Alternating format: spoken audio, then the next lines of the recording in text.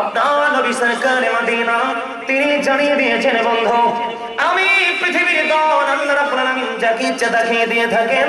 কারণ পৃথিবীর দৌলত পেয়ে সবাই খুশি হয়ে যায়, কারণ এটা নিয়ে রং তামাশা করা যায়, গাড়ি কেনা যায়, বাড়ি কেনা যায়, বিঘায় বিঘায় জমি কেনা যায়, ভালো ভালো মানের পোশাক কেনা যায়, বন্ধুদের সাথে উচ্চ মর্যাদা নিয়ে কথা দাঁড়ানো যায়, কথা বলা যায়। সামাজিক প্রেক্ষাপট এমন হয়ে গেছে, একটু পয়সা যদি বেরি হয় আমার মর্যাদার একটু সবার উপরে থাকে, পৃথিবীর সব কিছু পাওয়া যায় টাকা হলে। আমার নবী বলেছেন আল্লাহ রাব্বুল আলামিন দুনিয়ার সম্পদ যাকে ইচ্ছা তাকে দিয়ে থাকে, কিন্তু দুনিয়ার দিনের শিক্ষা আল্লাহ যাকে ইচ্ছা তাকে দেয় না। আল্লাহ যাকে অনেক অনেক বেশি ভালোবাসেন তাকে আল্লাহ রাব্বুল আলামিন দিনের শিক্ষা দিয়ে থাকে। আপনি বড় বাড়ি করার পরে খুশি হয়ে গেলেন, আপনি গাড়ি কেনার পরে খুশি হয়ে গেলেন, 10 তলা 20 তলা 5 তলা ভবন বানানোর পরে আপনি খুশি হয়ে গেলেন, আপনার বাড়ির আগে নাই জমি আছে, এই জমি কিনতে পেরে আপনি খুশি হয়ে গেলেন। বন্ধু এটা আপনার চিরস্থায়ী সুখের পয়গাম নয়। চিরস্থায়ী সুখের পয়গাম যদি আপনি নিতে চান, আল্লাহ রাব্বুল আলামিন পবিত্র কালামে হাকিমে বলেছেন ইন্নামা ইয়াখশাল্লাহা মিন ইবাদিহিল উলামা। আল্লাহ বলেছেন পৃথিবীর বুকে আমি যে মানুষ পাঠিয়েছি, পৃথিবীর বুকে আমার যে বান্দাগুলো আছে, এই বান্দাগুলোর মধ্যে সত্যিকারের ভয় যদি আমি আল্লাহকে কেউ করে থাকে সেটা হলো হক্কানি আলেমরা। আল্লাহ একদিকে বলতেছেন, নবী জানিয়ে দিয়েছেন নবীর কথা সত্য না মিথ্যা। Hazrat Muhammad sallallahu alaihi wasallam was born in Arab country. His father's name was Abdullah. His mother's name was Amina. His father died before he was born. He lost his mother in his childhood. He was very truthful. তিনি ছিলেন শ্রেষ্ঠ সত্যবাদী। এই জন্য আল্লাহ রাব্বুল আলামিন বলেছেন ওয়াকুলু কাওলান সাদীদা। আল্লাহ বলেছেন সে দা রাইট থিং, সত্য কথা বলো, সঠিক কথা বলো। আওয়াজ করে বলেন ঠিক না ঠিক। এই জন্য আমি আজকে আলোচনার হেডলাইন দিয়েছি, আলোচনার শিরোনাম করেছি ইয়া আইয়ুহাল্লাযীনা আমানু কু আনফুসাকুম ওয়া আহলিকুম নারা। আল্লাহ বলেছেন O believers save yourself and your families from the fire. Allah বলেছেন তুমি জাহান্নাম থেকে বাঁচো এবং তোমার পরিবারকেও জাহান্নাম থেকে বাঁচাও। আপনি বাঁচতে হলে এবং আপনার পরিবারকে জাহান্নাম থেকে বাঁচাতে হলে তাহলে আপনাকে একটা কাজ করতে হবে, সেই কাজটা হলো আপনাকে দ্বীনের শিক্ষায় শিক্ষিত হতে হবে। ডাক্তার হলে ট্রিটমেন্টের জন্য হসপিটালে, ঠিক কিনা বলেন? বাচ্চাদেরকে স্কুলে পড়াইতে হলে যেতে হবে স্কুলে, বাড়ি বানাইতে হলে ড্রয়িং এর জন্য যেতে হবে ইঞ্জিনিয়ারের কাছে। আপনার এলাকায় বড় ধরনের সমস্যা যদি হয়, আমার পাশে বসে আছে চেয়ারম্যানের কাছে যেতে হবে সর্বোচ্চ পাওয়ার। কথা বলেন না কেন? ঠিক তেমনি ভাবে আল্লাহর পথে রাসূলের পথে প্রতীক হতে হলে আপনাকে ওই আল্লাহ রাসূলের পাগল আলেমদের কাছে চলে যেতে হবে, ঠিক কিনা বলেন? আর জোরে আর একটু মহব্বতে বন্ধুরে আমার কথাগুলো আপনারা একটু মন দিয়ে শুনবেন। আমি কি বলতে চাই, হযরত শাহ খলিফা সাদ রাদিয়াল্লাহু তাআলা আনহু থেকে হাদিস কানা বর্ণিত, আমার নবী হযরত আলী রাদিয়াল্লাহু তাআলা আনহুকে ডেকে ডেকে বললেন, আলী রে, তোমার দ্বারা একজন মানুষের হেদায়েতের ব্যবস্থা হওয়া, তোমার মাধ্যমে একজন মানুষের হেদায়েতের পথে চলে আসা লাল ওটের মালিক হওয়ার চাইতে উত্তম। জোরে জোরে বলুন না সুবহানাল্লাহ। ইয়া রাসূলুল্লাহ, ইয়া হাবিবাল্লাহ, নবী গো, ও প্রাণের নবী, নবী গো, জানতে বড় মনে চাই গো, নবী লাল ওটের মালিক হওয়ার চাইতে উত্তম আমার মাধ্যমে একজন মানুষের সুশিক্ষা, একটা মানুষের হেদায়েতের ব্যবস্থা হওয়া। ইয়া রাসূলুল্লাহ, তার মানে তো আমি বুঝিনি। ও বন্ধু, আমার নবী যখন এই হাদিস শরীফটা বর্ণনা করতেছিলেন, ওই হাদিস শরীফটা যখন বলেছিলেন সাহাবীদের উদ্দেশ্যে, আমাদের উদ্দেশ্যে, উম্মতে মুহাম্মাদের উদ্দেশ্যে, তখন তৎকালীন সময়ে ওই আরবদের কাছে সবচেয়ে বেশি, মনুচারীদের কাছে সবচেয়ে বেশি মূল্যবান সম্পদ ছিল তাদের লাল ওট। যখন আমার নবী যে হাদিস শরীফটা বয়ান করতেছিলেন, তৎকালীন সময়ে লাল ওটটা ছিল তাদের কাছে সবচেয়ে বেশি দামি। এই জন্য আমার নবী হযরত আলীকে একটা ডাক দিয়ে বললেন, আলী রে, ও আলী, তোমার মাধ্যমে একটা মানুষের হেদায়েতের ব্যবস্থা হওয়া লাল ওটের মালিক হওয়ার চাইতেও দামি। এখান থেকে বোঝা যায় বন্ধু, পৃথিবীর সর্বোচ্চ পর্যায়ের দৌলতের চাইতে উত্তম হলো দ্বীনের শিক্ষা অর্জন করে মানুষকে দ্বীনের দিকে ডেকে নিয়ে আসা। আল্লাহ বলেছেন আল্লাহ বলেছেন help him and respect him, তোমরা আমার হাবিবকে সাহায্য করো এবং সম্মান করো। প্লিজ স্ট্যান্ড ডাউন, দাঁড়িয়ে যাও। জোরে জোরে কর না সুবহানাল্লাহ। মিলাদের কথা বললে কইবে না। আল্লাহ বলেছেন কুল বিফাদলিল্লাহি ওয়া বিরহমাতিহি ফাবিযালিকা ফালিয়াফরাহু হুয়া খায়রুম মিম্মা ইয়াজমাউন। আল্লাহ বলেছেন আমি তোমাদের জন্য পাঠিয়েছি নিয়ামত, রহমত, আমার ফজল, সেটা পেয়ে ফালিয়াফরাহু, তোমরা আনন্দ উৎসব করো। আল্লাহ আনন্দ করলে লাভটা হবে কি? আল্লাহ বলেছেন হুয়া খায়রুম মিম্মা ইয়াজমাউন, এটা তোমাদের পুঁজি করা সম্পদ চাইতে অনেক অনেক দামি। নবী কি রহমত না? আল্লাহ বলেছেন ওমা আরসালনাকা ইল্লা রাহমাতাল লিল আলামিন। প্রভুর প্রভুত্বের সীমানা যত দূর, আল্লাহ রাব্বুল আলামিন আল্লাহর হাবিব তত দূর চলে রহমত। সম্মানিত উপস্থিতি, যেটা বলতে চেয়েছিলাম আরেকটা হলো নেক সন্তান রেখে যাওয়া। আজকে এই কাজগুলো কারা করে? যাদের মধ্যে দ্বীনের শিক্ষা আছে। কথা বলে না কেন? যাদের মধ্যে কি আছে? কি আছে? আপনি যখন একজন হাফিজকে হেল্প করবেন, কি করবেন? কি করবেন? বন্ধু, ভালোবাসা টাকা দিয়ে হয় না। প্রেম আরেকটা প্রেমিক আত্মার সাথেই হয়। চামড়া দেখে কখনো প্রেম হয় না। আমি প্রায় সময় বলি আমার দাদার বয়স হয়েছে 80 আর আমার বয়স 8। চামড়া দিয়ে কোনো যাচাই বাছাই করা হয় না, যাচাই হবে হৃদয় দিয়ে। কথা বলেন না কেন? প্রেম করতে জানবেন না, প্রেম করবেন না। কার সাথে? আল্লাহর সাথে। আল্লাহর সাথে প্রেম করতে হলে আল্লাহ বলছেন কি? আল্লাহ বলেছেন সে বলুন ইফ ইউ ডু লাভ আল্লাহ, যদি তোমরা আল্লাহকে ভালোবাসে থাকো, ফলোমি মুহাম্মদ সাল্লাল্লাহু আলাইহি ওয়াসাল্লাম, মুহাম্মদ সাল্লাল্লাহু আলাইহি সাল্লামের অনুগত হয়ে যাও। তখন আল্লাহ বলেছেন আল্লাহ উইল লাভ ইউ। আল্লাহ বলেছেন আল্লাহ তোমাদেরকে ভালোবাসবে। এন্ড ফরগিভ ইউর সিনস, আল্লাহ তোমাদেরকে ক্ষমা করে দিবে। তো এখন আপনি তো রাসূলকে পাবেন না। রাসূলকে পাইতে হলে যেতে হবে কোথায়? রাসূল প্রেমিক আলেমদের কাছে। আর রাসূল প্রেমিক আলেম পাইতে হলে যেতে হবে আপনাকে মাদ্রাসায়, মসজিদের মিনারায়। ঠিক কিনা বলেন? আর জোরে আমার কথা কি আপনারা বোঝেন? কয়টা কাজ আজকে জারি আপনি মরার পরে চলমান থাকবে। একটা হলো যেটা যেই কোনো আমল বলেন, রাস্তা বলেন, পোল বলেন, যেই কোনো জিনিসে বলেন আপনার বিবেক আছে। এখনকার মানুষের তো বোকা না। ঠিক কিনা বলেন? আরেকটা হলো কি? দিনী প্রতিষ্ঠান ডেভেলপ করে যাওয়া। এটা যুগের পর্যায়ে একজন মরে গেলে আরেকজন এটার হাল ধরবে, এটা। আরেকটা হলো কি? আপনার কোন এক সন্তান রেখে যাওয়া। সম্মানিত উপস্থিতি, বর্তমান পিতামাতা, ম্যাক্সিমাম পিতামাতাই অভিশপ্ত। কেন? ওই যে বাবাও দিনের শিক্ষা নাই, মায়েরও দিনের শিক্ষা নাই, দুটোটাই রোমান্টিক। কি কথা বলে না? বাবার বাড়িতে বিয়ের আগে বাজে মিউজিক, মায়ের বাড়িতেও বাজে মিউজিক। রাসূল বলতেছে the music and musical instrument will be increased. কিয়ামতের পূর্বক্ষণে গান বাদ্যযন্ত্র বেড়ে যাবে। আর এটাই হলো কিয়ামতের অন্যতম একটা আলামত। এই যে নোংরামিটা কেন হচ্ছে? এটা দ্বীনের শিক্ষা না থাকার কারণে। কিসের কারণে? সম্মানিত উপস্থিতি, আমার দিকে তাকান। Islam is not only any religion but also complete code of life. ইসলামের মধ্যে রয়েছে পরিপূর্ণ এবং পূর্ণাঙ্গ জীবন ব্যবস্থা। কারণ ইন্নাদ দীনা ইনদাল্লাহিল ইসলাম, ইসলাম হলো আল্লাহর মনোনীত ধর্ম। জোরে জোরে বলেন না সুবহানাল্লাহ। আর জোরে বলেন না সুবহানাল্লাহ।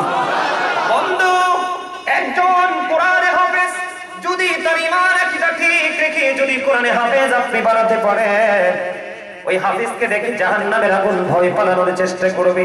তার বাবা মা, তার আপন স্বজন, হয়তো বন্ধু পৃথিবীর বুকে অনেক মানুষ আছে রে, তার মাও নাই রে, তার বাবাও নাই, অবহেলিত একটা সন্তান সে ডাক দিয়ে নিয়ে আসলো, ওই মাদ্রাসার মধ্যে তুলে দিল। হুজুর, আপনি বাচ্চাটাকে, যেমন কিছুদিন আগে আমার একটা ভক্ত আমেরিকা থেকে, তার নাম হলো ইকবাল। ইকবাল আমাকে ফোন দিয়ে বলতেছে ভাইয়া আপনার কি মাদ্রাসায়? বললাম আছে। ইয়েস, মাদ্রাসা আছে। বলে ভাইয়া আমি একটা মাদ্রাসাতে একটা বাচ্চা পড়াবো, তার এটু জেড কমপ্লিটলি যত খরচ আমি প্রতি মাসে আপনার কাছে হস্তান্তর করব। তখন আমি বললাম your great my dear brother, তুমি চমৎকার কথা বলেছো। তার কারণ হলো বাবা নাই, মা নাই রে, আপনি একটা বাচ্চাকে মাদ্রাসাতে তুলে দিলেন, এই বাচ্চাটা হক্কানি আলেম হলো, কোরআনে হাফেজ হলো, আপনার জন্য নূরের টুপি অপেক্ষা করবে কাল হাশরের দিন। জোরে জোরে বলেন না সুবহানাল্লাহ। বলে হুজুর, নূর শব্দ হলো আরবি শব্দ, বাংলাতে বলা হয় এটাকে আলো, ইংলিশ এটাকে বলা হয় লাইট। ওই টুপিটা এত বেশি গ্লেজি হবে, এত বেশি নোরানো হবে, চাঁদের আলো সূর্যের আলো পর্যন্ত বন্ধু ওই নূরের টুপির কাছে হার মেনে যাবে। জোরে জোরে সুবহানাল্লাহ। আর জোরে বলেন না সুবহানাল্লাহ।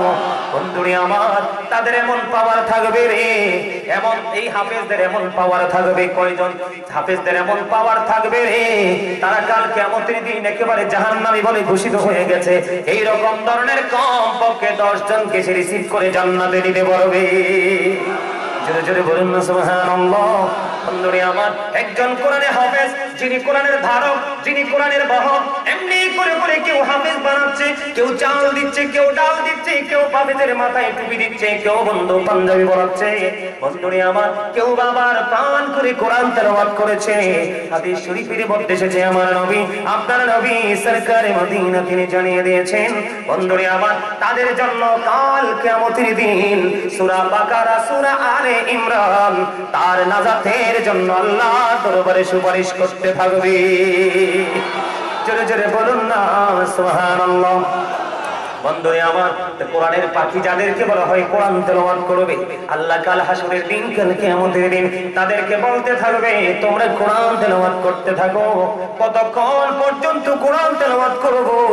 যতক্ষণ না পর্যন্ত তোমরা জান্নাত পর্যন্ত না পৌঁছাও। আমার মনে হয় আপনারা হাদিসের মূল ব্যাখ্যা বোঝেন নাই, মর্মটা বোঝেন নাই। কাল কিয়ামতের দিন তাদেরকে আল্লাহ বলবেন, তোমরা কোরআন তেলাওয়াত করে উপরের দিকে যাইতে থাকো। ইয়া রাসূলুল্লাহ, আল্লাহ রাব্বুল আলামিন কি সংকেত দিয়েছে? আল্লাহ রাব্বুল আলামিন বলে দিয়েছেন, কোরআন তেলাওয়াত প্রাণ করে করতে থাকো। তারা কোরআন তেলাওয়াত করতে থাকবে। কোরআন তেলাওয়াত করতে করতে করতে করতে যখন তারা জান্নাতে পৌঁছাবে, তখনই তাদের কোরআন তেলাওয়াত থেমে যাবে। জোরে জোরে বলেন না সুবহানাল্লাহ, আর জোরে বলেন না সুবহানাল্লাহ। বন্ধুরে আমার, হযরত ওমর, আপনারা জানেন না ইসলামের সবচেয়ে বড় জাজরাইল খলিফা ছিলেন, সাহাবী ছিলেন, দ্বিতীয় খলিফা। বন্ধুরে আমার, তিনি রাসূলকে এত বেশি ভালোবাসতেন, ওনার বাবাকে রাসূলের সাথে বেয়াদবি করার কারণে সঙ্গে সঙ্গে দেহ থেকে মাথাটা নামিয়ে দিল। বন্ধুরে আমার, ওমরের জীবনের ইতিহাস যদি আপনারা পড়েন পাগল হয়ে যাবেন, কত বড় নবীর প্রেমিক ছিল। বন্ধুরে আমার, ওমর ইসলাম গ্রহণ করেছিল। পুরো আলোচনা আমি করতে পারবো না, পুরো ব্যাখ্যা করতে পারবো না। ওমর ইসলাম গ্রহণ করেছিল বন্ধু তার বোনের জবানে মধুর কোরআন তেলাওয়াত শুনে। জোরে জোরে বলেন না সুবহানাল্লাহ, আর জোরে বলেন না সুবহানাল্লাহ। ওর যদি দিতে হয় নবীকে দিও, আহা প্রাণ যদি দিতে হয়, তোমার কষ্ট যত না যিনি সইতে পারে না, তোমার কষ্ট যত না যিনি সইতে পারে না, সেই নবীকে ভালোবেসে, সেই নবীকে ভালোবেসে দরুদ পড়িয়া মন যদি। জোরে জোরে বলেন না মারহাবা। মন দিলে কাকে দিতে হবে? আর জোরে মন দিলে রাসূলকে দিতে হবে। আল্লাহর হাবিব সরকারে মদিনা তিনি বলেছেন, যারা হক্কানি আলেম তাদের ইলম শিখার পিপাসা যতক্ষণ না পর্যন্ত জান্নাত পর্যন্ত না পৌঁছাবে, ততক্ষণ পর্যন্ত তাদের শিক্ষা অর্জন করার পিপাসা মিটবে না। জোরে জোরে কন্যা সুবহানাল্লাহ। বন্ধুরে আমার, যারা কোরআন তেলাওয়াত করবে, দ্বীনের শিক্ষা অর্জন করে 100% শিক্ষিত হবে, বাস্তবায়ন করবে, তাদেরকে সর্বোচ্চ মর্যাদার অধিকারী করে, বন্ধু সর্বোচ্চ মর্যাদার অধিকারী করে তাদেরকে ওই সম্মানী ফেরেশতাদের সাথে রাখা হবে। আল্লাহর হাবিব হযরত আব্দুল্লাহ ইবনে মাসউদ রাদিয়াল্লাহু তাআলা আনহু থেকে হাদিস কানা বর্ণিত, আমার নবী আপনার নবী দুই জাহানের বাদশা নবী তিনি বলে দিয়েছেন, বন্ধু পৃথিবীতে তোমরা দুই শ্রেণীর মানুষের সাথে কম্পিটিশন করো, অন্যথায় আর কারোর সাথে তোমাদের কোনো কম্পিটিশন করার দরকার নেই।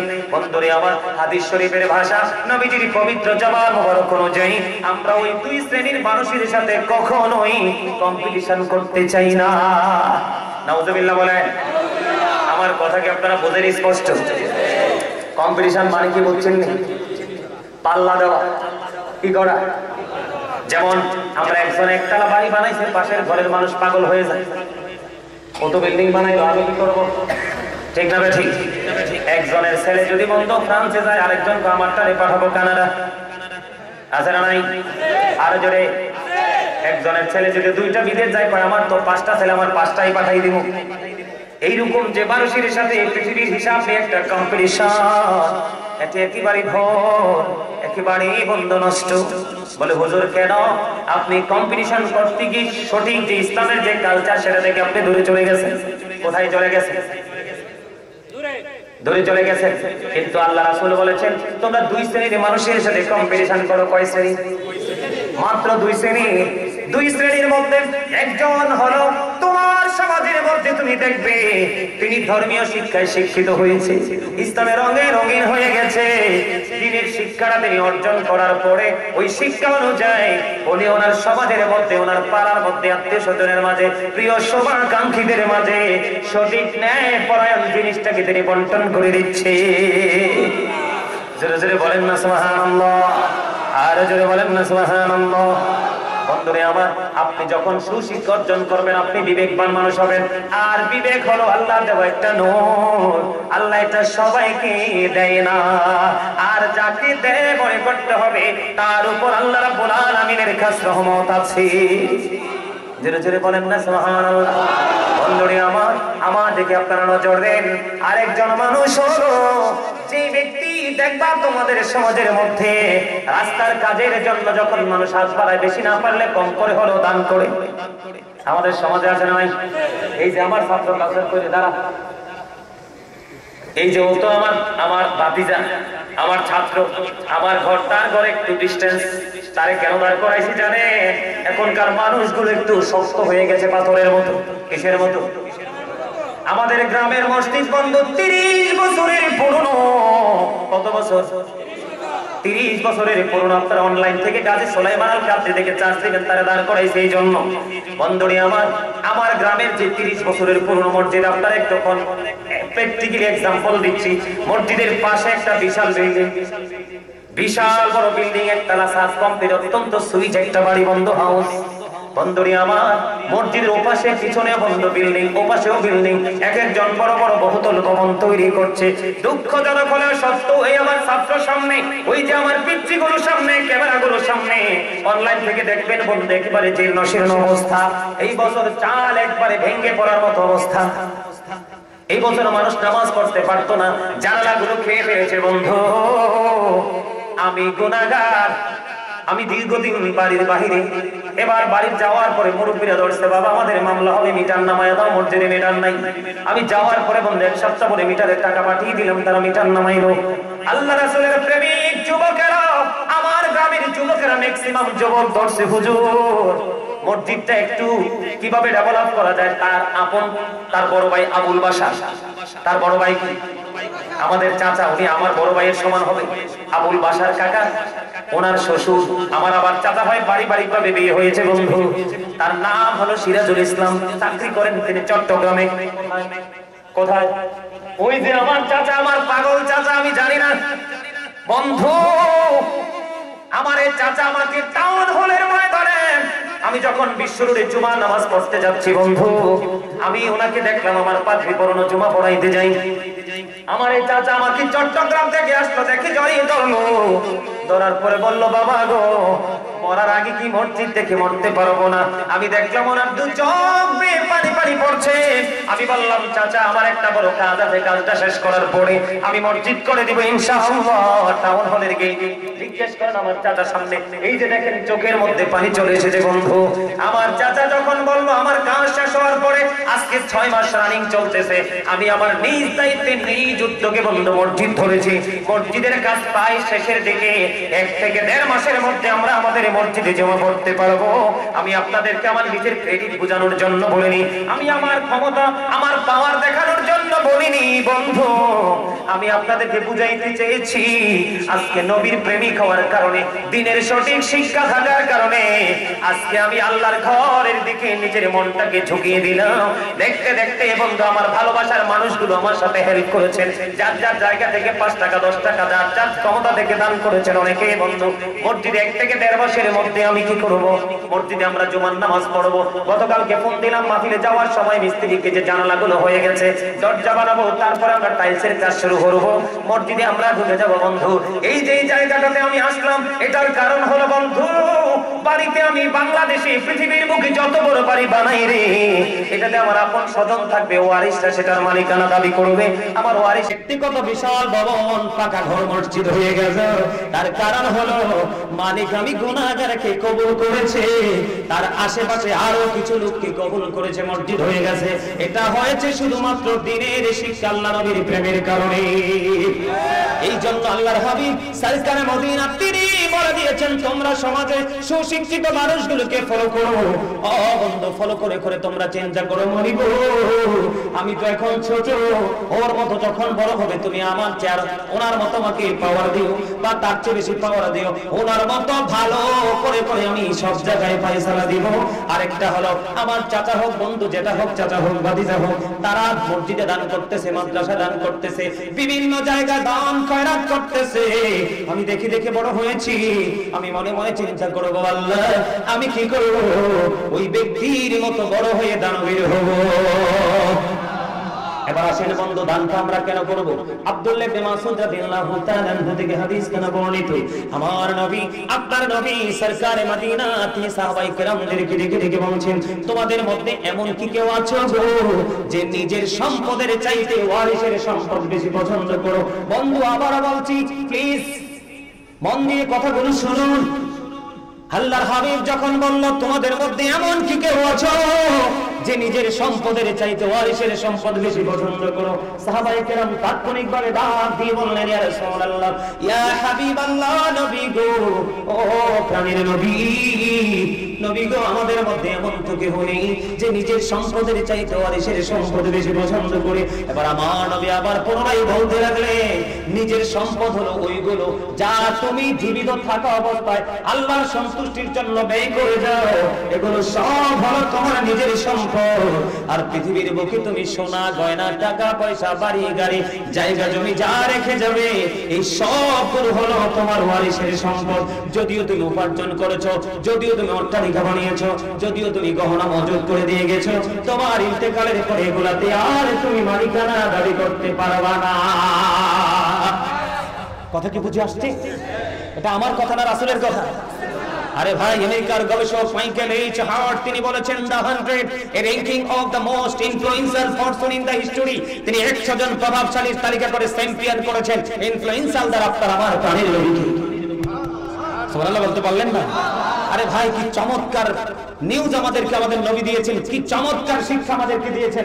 আমরা জীবিত থাকতে যা দান করে দেবো মূলত এগুলোই আমাদের সম্পদ, যা রেখে যাবে এগুলো আমাদের সম্পদ নয়, এগুলো ওয়ারিসের সম্পদ, তারা ভোগ করবে। তারা আপনার জন্য, এই যুগের ছেলেরা তো জীবন বাবার জন্য দান করবে না। বাবা, আপনারা আমার কথা একমত হতে পারলেন না?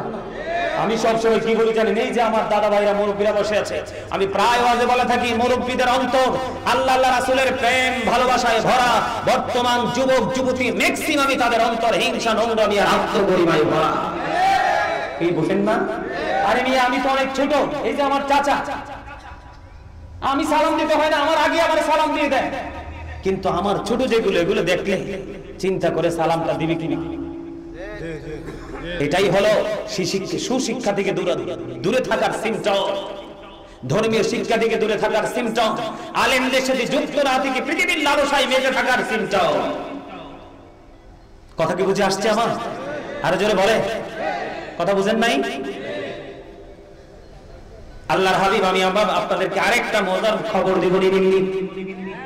হাদিস শরীফের মধ্যে এসেছে বন্ধু, আমি আমাদের ভাষায় বলি, বাংলা কুমিল্লার ভাষায়, আমরা যখন ছোট্ট একটা গরু দামরি বাচ্চা, যেটাকে আমরা মা হয় যেটা কি বলি, দামরি বাচ্চা বলি না?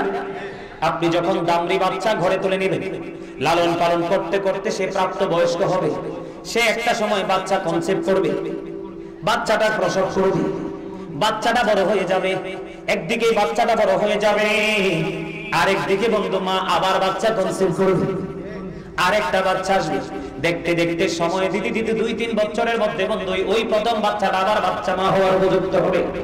এমনি করে করে আল্লাহর হাবিব বলে দিয়েছেন, তুমি যদি পৃথিবীর বুকে ছোট্ট একটা খেজুর যদি দান করে যাও, ওই যেমনি করে গৃহপালিত পশু পালন করার পরে বাড়তে বাড়তে বাড়তে বাড়তে পুরো গোয়াল ঘরটা তোমার পরিপূর্ণ হয়ে যায়।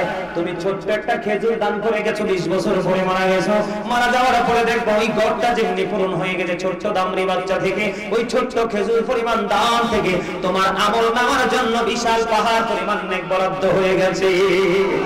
এই জন্য নবী বলেছেন, বেশি যদি না পারো ছোট্ট খেজুর তুললে একটু দান করে যাও। জোরে জোরে সুবহানাল্লাহ। আমি আপনাদেরকে প্র্যাকটিক্যালি আরেকটা মেসেজ দিব বন্ধু, আপনারা সবাই জানেন কিছুদিন আগে অগ্রহণ মাস তো চলে না, এটা অগ্রহণ তো চলে। আমার দাদা ভাই যারা আছেন এখানে মুরব্বী, এখনকার ছেলেরা তো উত্তর দক্ষিণ পূর্ব পশ্চিম না, এটি কোন দিকে আছে নিজেও জানে না, ঠিক কিনা বলে? আমার দাদা ভাই যারা, আপনারা কি অগ্রহণ মাসে বৃষ্টি দেখছেন? দেখেন নাই? জীবনে দেখছেন নি? আরো জোরে বলেন। আমি যখন ছোট ছিলাম মায়ের সাথে অনেক কাজ করেছি বন্ধু। আমি যখন ছোট ছিলাম, এখনো মায়ের সাথে কাজ করার চেষ্টা করি, কিন্তু এই সময় তো এখন আর পাই না বন্ধুরে আমার। একজন হাসতে হাসতে আইতেছে, কিছু কইবেন নি? ওয়াজ শুনতে আইছে? আচ্ছা, আলহামদুলিল্লাহ। আমার দিকে তাকা। অগ্রহণ মাসে বৃষ্টি দেখছেন নি কোনোদিন? গাছে বড়ই পাইকা লাল হয়ে রয়েছে, বড়ুর মধ্যে পোকা দেখছেন নি কোনোদিন? বাড়ির আঙ্গিনায় পেয়ারা গাছ অত্যন্ত সুস্বাদু এবং হাড়ের একটা বড় ওষুধ বললেই চলে পেয়ারা। পেয়ারার মধ্যে পোকা জীবনে দেখছেন নি? এখন পেয়ারা মন করে খাওয়া যায় না ও বন্ধু, পাকার আগে আগেই পোকা বসত পিঠা বানায়। ছোট্ট একটা বড়ই বাংলাদেশের প্রিয় একটা ফল, বাড়ির আঙিনায় আঙিনায় হয়। আপনি মন মতে পাকা বড়ই খাইতে পারেন না, কীটনাশক ছাড়া পোকা এসে বসত বাড়ি বানায়। আছে না নাই? আমি এই বল দেখেছি, আমার বাবা কাঁঠাল কিনে নিল বাসায়। আমি দেখলাম কাঁঠাল ভাঙ্গার পর অনেক মজার কাঁঠাল, কিন্তু তার পুরো কোষ, পুরো কোয়াগুলোর চারপাশে বন্ধু পোক লড়াচড়া করতেছে। এগুলো কেন রে? আল্লাহ না বলেছে? এখানে হাফেজ সাহেব আছে, কোরআন আছে। আল্লাহ কোরআন শরীফের 30 পারায় সূরা ইনফিতর, আপনারা একটু মন দিয়ে শুনবেন। ইনফিতরের মধ্যে আল্লাহ বলেছেন, ফি আই সূরাতিন মা শাআ রাক্কাবাক। আল্লাহ ক্রিয়েটেড দ্য মাইন্ড। আল্লাহ বলেছেন আল্লাহর মন মতো করে আমাদেরকে গঠন করেছে। সূরা 3 এর মধ্যে ঢুকে নতিন ওয়া যাইতুন ও তুর সিনিন, সূরার নাম শুনছেন কিনা? এটাও কোরআন শরীফের 30 পারায় আল্লাহ বলেছেন, লাকাদ খালাকনাল ইনসানা ফি আহসানি তাকবীর। আল্লাহ আসমান জমিন চন্দ্র সূর্য যা কিছু আছে বন্ধু 18,000 মাখলুকাতের মধ্যে সবচেয়ে সুন্দর করে সৃষ্টি করেছে মানুষকে। একদিকে বলেছেন সবকিছুর চাইতে সুন্দর, আর একদিকে বলেছেন ইচ্ছে মতো করে আমাদেরকে বানাইছে। তারপরেও কেন গো আমাদের জন্য তো গজব অপেক্ষা করতেছে? আল্লাযী খালাকাল মাউতা ওয়াল হায়াতা লিয়াবলুওয়ান নাস। আল্লাহ রাব্বুল আলামিন শিওর করে দিয়েছেন বন্ধু, জীবন যিনি সৃষ্টি করেছেন, মৃত্যু তিনি সৃষ্টি করেছেন একমাত্র মানুষকে পরীক্ষা করার জন্য। কি করার জন্য? কথা বলে না কেন? জীবন মরণ দিয়েছেন মানুষকে পরীক্ষা করার জন্য। এই পরীক্ষা করার জন্য আল্লাহ বলেছেন, দেখেন কি হার্ড কথা, সূরা ইউনূসের 44 নম্বর আয়াত করে দেখেন। আল্লাহ বলেছেন, ইন্নাল্লাহা লা ইয়াযলিমুন নাসা শাইআন ওয়ালাকিন্নান নাসা আনফুসাহুম ইয়াযলিমুন। আল্লাহ বলেছেন আল্লাহ মানুষের উপর অত্যাচার করে না, মানুষ নিজেই নিজের উপর অত্যাচার করে। যাইবেন কোথায়? যাওয়ার রাস্তা আছে নি? দোষ দেওয়ার মতো কোনো সুযোগ আছে নি? আরো জোরে বলেন। দোকান পাটে বাজারে সৌমনিতে সিসি ক্যামেরা লাগাইলে মানুষ পাগল হয়ে যায়, ভয় পায়, ঠিক না বেঠি? কিন্তু চিরস্থায়ী সিসি ক্যামেরা যে দুইটা দুই কাঁধে, খবর তো নাই। চেয়ারম্যান সাহেব কি বলেন? কে রামান কাঁদিনি কাঁদে বসিয়া, সকল কর্ম লিখিতেছে হুকুমনিয়া, আল্লাহর হুকুমনিয়া। 44 কদম হাটিয়া আসবিনি সজন, মুনকার নাকির হাজি হইবে রে তখন। অস্বীকার করতে পারবেন? আল্লাহ বলেছেন আল্লাহ বান্দার উপর জুলুম করে না, বান্দা নিজেই নিজের উপর জুলুম করে। আল্লাহ doesn't wrong his slave, we are the ones who do wrong. আল্লাহ বলেছেন আল্লাহু লা ইউহিব্বু যালিমিন, যারা জুলুম করে অত্যাচার করে আল্লাহ তাদেরকে ভালোবাসে না। আল্লাহ বলেছেন ওয়ামানি যালিমিনা মিন আনসার, আল্লাহ বলেছেন জালেমরা যখন বিপদে পড়ে যাবে আল্লাহ তাদের জন্য কোন ধরনের কোনো সাহায্যকারীও রাখে না। কথা কি বুঝে আসছে আমার? আজকের এই পরিণতির জন্য আমরা দায়ী। কে দায়ী? আজকের এই ভয়ঙ্কর পরিস্থিতির জন্য আমরা দায়ী। আপনারা জানেন অগ্রহণ মাসের বৃষ্টি যখন হয়, অগ্রহণ মাসের ধান পানি সইতে পারে না। কথা কয় না? অগ্রহণ মাসের ধান কি পানি সইতে পারে? বন্ধুরে আমার, এই বছর যা ক্ষতি হয়েছে বন্ধু ফসলের, প্রতিদিন মধ্যে এক দিক থেকে আরেক দিকে দৌড়াচ্ছে, রাস্তার পাশে দেখতে পাচ্ছি কাঁচা কাঁচা ধান পানির নিচে, এগুলো উঠাতে পারবে না। এটার জন্য কারণ কি? মানুষ আল্লাহর পথে হাঁটে না। কথা বুঝেন নাই? আমি আপনাদেরকে একটা চমৎকার নিউজ দিই। পেয়ারা গাছে পেয়ারা বন্ধু পচে যাচ্ছে, পোকা ধরেছে, আপনি তার কারণ হচ্ছে আপনি পাকার পরে নিজের ঘরে ঢুকান, কাউকে খাওয়ান না। বড়ি গাছে বড়ি পাকার পরে পাখি পর্যন্ত বসতে দেন না। মাছের ফিশারি করার পরে নেট ছড়িয়ে দিয়েছেন, পাখির রিজিক বন্ধ করে দিয়েছেন। আপনি জানেন না আপনার অর্জিত জিনিস থেকে যদি কেউ খায় আপনার আমলনামায় সাদকার সওয়াব দেওয়া হবে। আল্লাহর হাবিব বলেছেন তুমি টমেটো ক্ষেত করেছো, পাকা একটা টমেটো পাখি পেটে রেখে গায়ে ঠুকুর দিয়ে দিয়ে টুকটুক করে খেয়ে খিদা মিটিয়েছে, বাচ্চার জন্য মুখে করে নিয়ে খাবার।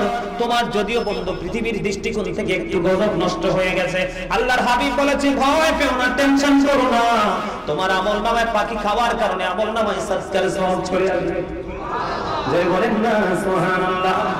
বন্ধু হাদিস শরীফের মধ্যে এসেছে, বুখারী শরীফের মধ্যে এসেছে, এক ব্যক্তি পাহাড়ের উপর দিয়ে হাঁটছে, আমার দিকে তাকান, পাহাড়ের উপর দিয়ে হেঁটে হেঁটে তিনি গন্তব্যের দিকে রওনা হচ্ছেন। হাঁটতে হাঁটতে হঠাৎ করে তিনি আকাশে দেখলেন কালো মেঘ জমেছে, মেঘ খণ্ড থেকে একটা শব্দ শুনতে পেলেন, অমুকের জমিনে পানি দাও। কোত্থেকে আওয়াজ আসছে? উপর থেকে। কি বলতেছে? অমুকের জমিনে পানি দাও। কতটা বাজে? 10:13 বাজে। অমর খোদা, টাইম তো চললেই যেতেছে। আরে মিয়া আপনারা আমার কুমিল্লা লোক, এত যদি গোমরা থাকেন হয়। আমি যখন কইছি এটা বরিশালের কথা, তো বরিশালের কথা একটু ভারবান না, একটু শুনলে হাসবেন না? হারজরে কথা কয় না। কোন দেশের কথা? মুই মুই কইতে কইতে মুখের দিন চললেই তো যা, এইয়া খুঁজেও পাই না মোরে। ঠিক না বলো? আরে হারজরে আমার চাচার হাসি ডাক্তার খুব চমৎকার হয়েছে। বিউটিফুল স্মাইল, জোরে জোরে করে আলহামদুলিল্লাহ। আরে জোরে একটু মন দিয়ে শোনেন বন্ধু, কখনো হাসাই কখনো আবার বন্ধু হার্ট কথাগুলো বলি যেন আপনাদের মধ্যে ক্লান্তি না আসে। তিনি দেখতে পাইলেন আকাশে কালো মেঘ, বৃষ্টি, ওখান থেকে শব্দ শুনতে পেলেন যে অমুকের জমিনে পানি দাও। তিনি দাঁড়িয়ে গেলেন, হঠাৎ করে দাঁড়িয়ে গেল, আওয়াজ পাইতে দেরি, বৃষ্টি বর্ষিত হতে দেরি হলো না, বৃষ্টি জমিনের মধ্যে পড়তে দেরি বন্ধু। এবার একটা নালা দিয়ে পানিটা বন্ধু নিচের দিকে চলে যায়। ওই পথিক তিনি চিন্তা করলেন কি আশ্চর্য ধরনের খবর, আশ্চর্য ধরনের দৃশ্য দেখলাম। মেঘ খণ্ড থেকে আওয়াজ আসলো, মুখের জমিনে পানি দাও। মেঘ খণ্ড বৃষ্টি হয়ে চলে আসলো। নজর দিয়ে চাইয়া দেখলাম বৃষ্টি পড়তে শুরু হলো, একটা নালা দিয়ে পানিটা নিচের দিকে যাইতে শুরু করলো। তিনি বললেন আমি রহস্য উদ্ঘাটন করতে হবে। তিনি পানির নালার সাথে নিচের দিকে নামতে শুরু করলেন। নামতে নামতে নামতে নামতে বন্ধু তলদেশে গেলেন। যাওয়ার পরে দেখলেন একটা গর্তের মধ্যে পানিটা ফিলাপ হচ্ছে, বন্ধু একত্রিত হচ্ছে, আর একটা লোক বেলচা দিয়া পানি উঠাইয়া উঠাইয়া জমিনে দেয়। আরে জোরে বলেন না সুবহানাল্লাহ। এবার ওই পথি প্রশ্ন করলো বন্ধু তোমার নামটা কি? বন্ধু একটা ডাক দিয়ে বলল আমার নাম হলো অমুক। ওই যে আসমান থেকে যে নাম শুনেছেন এই নামের সাথে মিলে গেছে। সুবহানাল্লাহ বলেন। কয় আমার নাম অমুক। আশ্চর্য হয়ে গেলেন কেমন করে মিলে গেল। এবার প্রশ্ন করলো বন্ধু হৃদয় খুলে শোনো গো, ও মহিষপাড়ার আমার ভাই বাবারা, আমার মা বোনেরা, আমার যুবক বন্ধুদেরকে বলছি গো, হৃদয়ে জানালা করে সবাই শোনো, হৃদয়ে ব্রেইনে এবং হৃদয় সেটআপ করে নাও, জীবনে আর কোনো ওয়াজের প্রয়োজন হবে না বন্ধু। এবার ওই লোকটা যখন ওই আসমান থেকে যে শব্দ গাইবে আওয়াজ পেলেন ওই নামে নাম, এবার ওনাকে বললেন তুমি কি এমন জীবনে আমল করেছো যে আমলের কারণে তোমার ফসল বাঁচানোর জন্য মেঘ খণ্ড বৃষ্টি হয়ে পৃথিবীতে চলে আসলো। এবার ওই ব্যক্তি বলল তুমি তাহলে একটুখানি শোনো, আমার এই জমিনের মধ্যে যে ফসলটা হয় কি হয়, আমার এই জমিনের মধ্যে যে ফসলটা হয় আমি ফসলটা উঠানোর সঙ্গে সঙ্গে তিনটা ভাগ করি। কয়টা ভাগ? কয়টা ভাগ?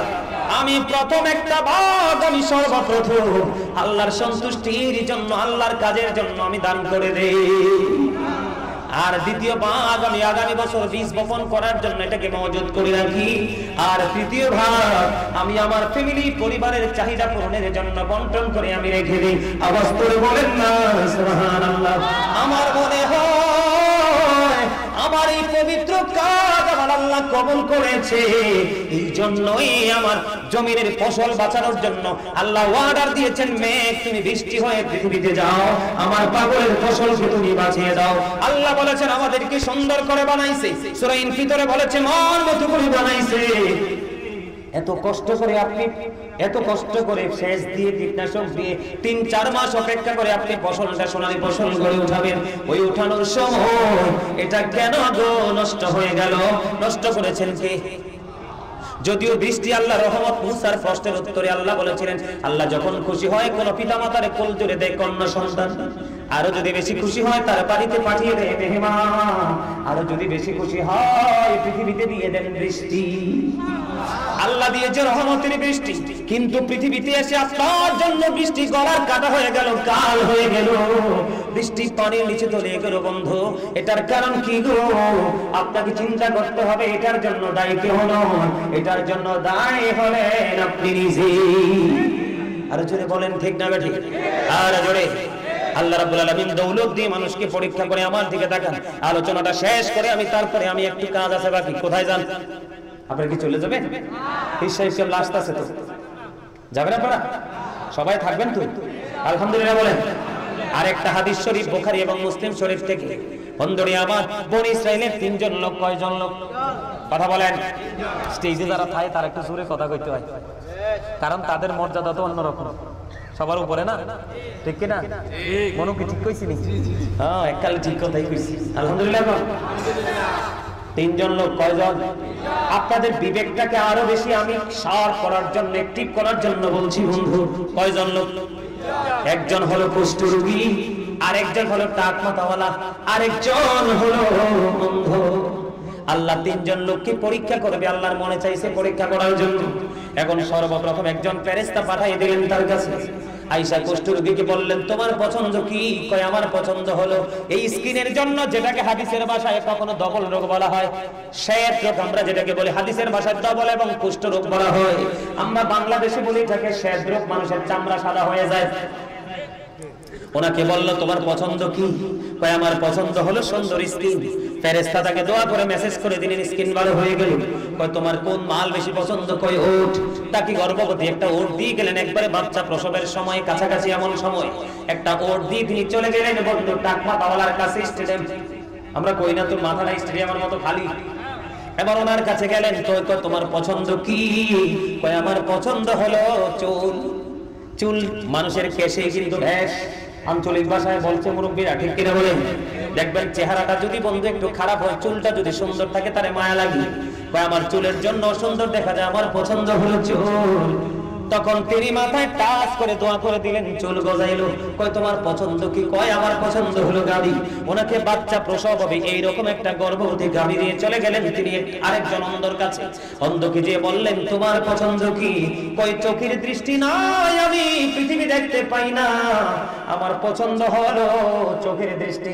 মেসেজ করে দিল, এমনি করে আদর করে দিল, চেয়ারম্যান সাহেব আমার কাছে আছে, এই জন্য মাইন্ড করেন না, মহব্বত করে করছি। বন্ধুরে আমার মেসেজ দিয়ে দিল, তখন তার চোখের দৃষ্টি ফিরে পেল। কয়, তোমার পছন্দ কি? কয়, আমার পছন্দ বকরি। এবার তাকে গর্ভবতী একটা বকরি দিয়ে তিনি চলে গেলেন। চলে যাওয়ার পরে দিন চলে গেল, সময় চলে গেল, মাস চলে গেল, বছর চলে গেল। চলতে চলতে চলতে চলতে একদিন জনৈক ব্যক্তির স্বরূপে আমার আল্লাহ ফেরেশতাটাকে আবার পাঠালেন। সর্বপ্রথম জনৈক ফেরেশতা যে তিনি জনৈক ব্যক্তির স্বরূপে আসছেন, একেবারে দুর্বল, একেবারে দৌলতহীন, একেবারে স্বাস্থ্যটা উইক। এটা আল্লাহর একটা কৌশল। তিনি এবার সেই কুষ্ঠরোগীর সাথে দেখা করলেন, দেখা করে বললেন, আমি একজন পথি বিপদে পড়ে গেছি, আমাকে একটু সাহায্য করো না। এবার তিনি বললেন, না না, আমি তোমাকে সাহায্য করতে পারবো না, এগুলো আমার পূর্বপুরুষ থেকে পাওয়া সম্পদ। জোরে জোরে বলুন আলহামদুলিল্লাহ। আমার হাদিসের ভাষাকে বুঝতেছেন? ফেরেশতা কিন্তু একজনে আগে দিয়ে গেলেন, মাল উপকার করে গেলেন, পরে পরীক্ষার জন্য আসছে। তিনি বলছেন, এগুলো আমার পূর্বপুরুষ থেকে পাওয়া। ফেরেশতা বলে, না রে না, আমার মনে হয় আমি তোমাকে চিনি, আমি তোমাকে চিনি, তুমি আমাকে সাহায্য করো। কয় না। কয়, তুমি যদি মিথ্যে বলে থাকো তাহলে যেন তোমাকে আল্লাহ আবার আলাদা জায়গায় নিয়ে যায়। নাউজুবিল্লাহ বলেন। আল্লাহটা কবুল হবে কি হবে না? এবার বন্ধু গেলেন ওই টাকমাতাওয়ালার কাছে, ওনার কাছে আগের মতো গিয়ে সাহায্য চাইলেন। উনিও প্রথম ব্যক্তির মতো বন্ধু উত্তর দিলেন, না না, দিতে পারবো না, দেওয়া যাবে না, পূর্বপুরুষ থেকে পাওয়া সম্পদ। এবার তিনি এখান থেকে বললেন, আগের মতো যদি তুমি মিথ্যে বলে থাকো তাহলে আল্লাহ যেন তোমাকে আগের জায়গায় নিয়ে যায়। জোরে জোরে বলুন নাউজুবিল্লাহ। বন্ধুরে আমার এবার চলে গেলেন ওই বন্ধু অন্ধ লোকের কাছে, গিয়ে আগের মতো ওনার কাছে সাহায্য চাইলেন। আমি আরেকটু সুন্দর করে বুঝাইতে পারতাম, সময় কমে, এই জন্য মূল কথাটা আপনাদেরকে শোনাচ্ছি। বকরির মালিকের কাছে গিয়ে আগের মতো যখন চাইলো, চাওয়ার পরে এবার তিনি বললেন, আমি অন্ধ ছিলাম রে, আল্লাহ দয়া করে আমার দৃষ্টি শক্তি ফিরিয়ে দিয়েছে। সুবহানাল্লাহ বলবেন না? বড় লোক দুইটা অস্বীকার করলো, কথা কয় না? বড় লোক দুইটা কি করলো? উটের মালিক গরুর মালিকের তুলনায় ছাগলের মালিক একেবারে তুচ্ছ, কথা কয় না? আপনারা কি আমরা পছন্দ করেন না? পছন্দ করলে কি না করলে কি, শেষ ভালো যার, আমার যাওয়ার টাইম হয়েছে। পরে আল্লাহর প্রিয় যারা মুমিন, যারা আল্লাহ রাসূলের পাগল যারা, তারা আফসোস করবে, বাইরে গাজী সাহেব যদি আরেকটু থাকতো। এটা প্রেমিকের জবানের ভাষা হবে তো, আমি চলে যাওয়ার পরে তো এটা ফিল করতে পারবে, কারণ কার উপরে আল্লাহর কখন রহমত ঢুকাইছি না এটা মালিকই জানে। আমি একটা কথা বাড়ি বলিনি, আপনাদেরকে খুশি করার জন্য বলছি না, সিরিয়াসলি আপনাদেরকে ঠিক করার জন্য, দিনের দিকে ধাবিত করার জন্য বলছি। বন্ধু আমি এই জন্য বলে সব সময় the rich are not always happy, ধনীরা সব সময় সুখী নয়। ঠিকটা বলতে পারছেন না? The rich are not always happy, ধনীরা সব সময় সুখী নয়। The poor are born to suffer, গরিবরা জন্মগ্রহণ করেছে দুঃখ ভোগের জন্য। বুঝে আসে না? গরিবরা যদিও লাঞ্ছিত, অপমানিত, অর্থহীন, বিত্তহীন, নবীজি বলেছেন আমি যখন জান্নাতে যাব, আমার সঙ্গে বিশাল একটা দল সর্বপ্রথম জান্নাতে যাবে, আর এই পুরো দলের মধ্যে সবগুলো মানুষ থাকবে পৃথিবীর গরিব মানুষগুলো। বন্ধুরে আমার এবার ওই অন্ধ লোকটা বলতেছে, হায় রে আমার চোখটা অন্ধ ছিল রে, কিছু দেখতে পাইতাম না, মালিক দয়া করে আমার দৃষ্টি ফিরিয়ে দিয়েছে, আমার কাছে পৃথিবী সুন্দর লাগে। আমার কোনো দৌলত ছিল না, মালিক দয়া করে আমাকে একটা বকরি দিয়েছে। আপনি নজর দিয়ে চাইয়া দেখেন আমার এখানে যে বকরিগুলো আছে গো, এখান থেকে আপনার যত বেশি চাহিদা মিটাইতে লাগে সব নিয়ে যান, আমি একটা কথা বলবো না, জোরে জোরে সুবহানাল্লাহ। আল্লাহু আকবার, ইয়া রাসূলুল্লাহ, আলহামদুলিল্লাহ বলেন না? এবার এই ফেরেশতা ডাক দিয়ে বলল, রে অন্ধ বকরির মালিক, আমি কোনো পথিক নই, আমি কোনো মুসাফির নই, আমি কোনো অভাবগ্রস্ত নই রে, আমি আল্লাহর প্রেরিত একজন ফেরেশতা। আল্লাহ রাব্বুল আলামিন তোমাদেরকে পরীক্ষা করার জন্য আমাকে পাঠিয়েছে। ওই উটের মালিক এবং গরুর মালিক দুজন পরীক্ষায় ফেল করেছে, তুমি 100% 100 মার্ক পেয়ে 100% তুমি উত্তীর্ণ হয়েছো। বন্ধুরে আমার বগুড়া থেকে এক ভদ্রলোক ফোন করছে, আমি যখন মসজিদের কাজ করি অনলাইনে যখন দেখছি বগুড়া থেকে ভদ্রলোক ফোন দিয়ে বলতেছে, হুজুর আপনি কিছু মনে করবেন কিনা জানি না গো, আমি আপনাকে অনেক অনেক বেশি ভালোবাসি, এত ভালোবাসি মনে হয় আমার মনের ঘরের ছবি হলেন আপনি। আমি বললাম কেন? আপনার সিনা বড় নবীর প্রেম, আমি আপনার নবীর প্রেমে মুগ্ধ হয়ে গেছি গো হুজুর, আমি চাই আপনার সব কাজে আমি শরীক থাকবো। কি চান? কই শরীক থাকবো। আমি কই কি চান? কো হুজুর আমি গরিব মানুষ, বেশি তো তৌফিক নাই, আমি মাত্র 500 টাকা দিব, একটা ব্যাগ সিমেন্ট কিনবেন। আমি কেমন করে তাকে বলি যে একটা ব্যাগ সিমেন্টের জন্য 545 টাকা লাগবে, আমি যেই দোকান থেকে নেই। আমি বলছি ঠিক আছে আপনি 500 টাকা পাঠিয়ে দেন, আপনার এই 500 টাকায় একটা বস্তা সিমেন্ট আমি লাগিয়ে দেব। তিনি বললেন হুজুর আপনি যদি আমার এই 500 টাকা নিয়ে যান আমি নিজেকে ধন্য মনে করব। সুবহানাল্লাহ। ডাইনে বামে কত বড় লোক, কত জায়গার মালিক, বাড়ির মালিক, গরু ছাগল হাঁস মুরগির মালিক, এখনো পর্যন্ত একটা মুরগি বিক্রি করেও সে টাকা দেয় না, তার সন্তানের জন্য মজুদ করে রাখতে চায়। আমার স্টুডেন্ট কাউসার, আমার ছাত্র হাফেজ এখানে আছে, আরো শিক্ষকরা আছে। বন্ধু কোরআন শরীফের সূরা আলে ইমরানের 185 নম্বর আয়াতে আল্লাহ বলেছেন, অমাল হায়াতুদ দুনিয়া ইল্লা মাতাউল গুরুর। আসেনি আদেশ? এরে আসেনি? আল্লাহ কি বলছেন? আল্লাহ রাব্বুল আলামিন বলছেন দুনিয়ার জীবন, পৃথিবীর জীবন একটা ধোঁকা ছাড়া কিছু নয়। তোমরা কোট করো, আমি বলছি।